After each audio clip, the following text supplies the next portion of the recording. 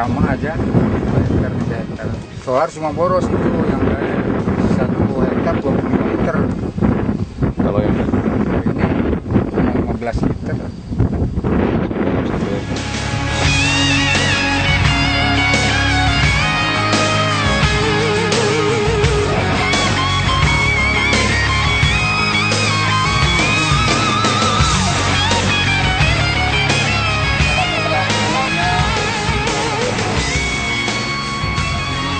Tongkat kanan ini sangat mudah untuk mengoperasionalkan, dan untuk setiap pagi pemanasan kita untuk mesin step oli dan segala macam cukup mudah. Dan untuk suara mesin dan gigi transmisi tidak begitu gaduh atau berisik.